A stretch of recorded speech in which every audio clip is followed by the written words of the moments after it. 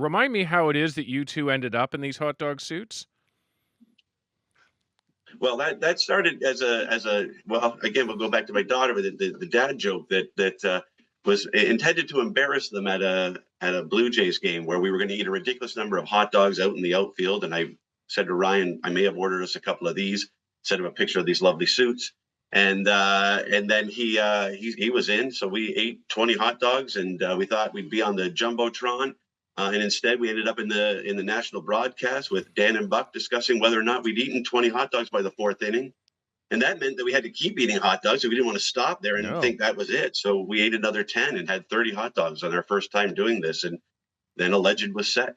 But I go back to the core thing you were trying to achieve, and this is really what we brought you on for. Did you embarrass your daughter?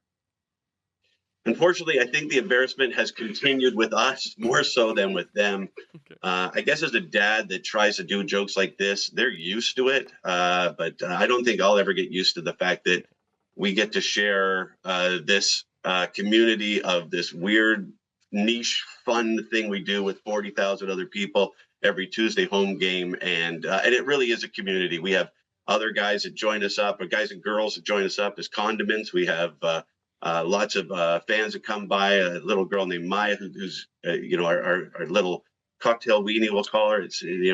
She's just there's so many fans and friends that have become a part of this throughout the years, and it's just been a great time. That sounds terrific. And let's all, fingers crossed, we've got the team, no question. Trey Savage, his parents in the stand, setting a record, a guy who was pitching to teenagers at the beginning of the year. What was it like for you watching that? It was, it was amazing. In fact, I've got a 22-year-old at home, and I looked at her and said, "Well, what have you done with your life?" But this is, it was amazing to see something, and I kept reemphasizing, this is his fourth game in the majors, and he's been in every level along the way. Here's a kid who's just done it all, and it did not show. And the chatter online from the Yankees fans all seem to be, well, we're bringing out our ace, and this no name is going to be in there. This is our game.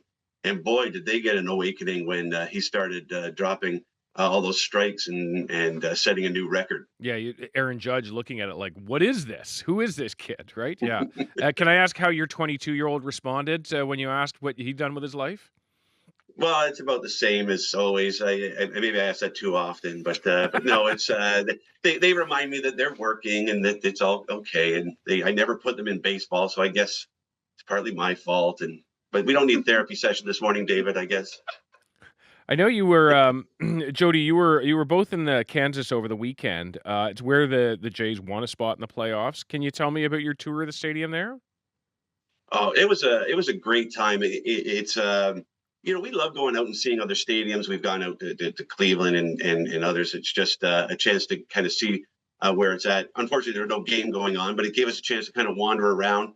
We had an excellent tour guide named Larry. I'm going to give him a shout out because he knew right away we were Toronto fans. We were wearing our hot dog baseball jerseys, and we told them that we're here because we want to see the clubhouse. We want to see where it all happened, and he was so excited when he opened up the clubhouse door near the end of the tour.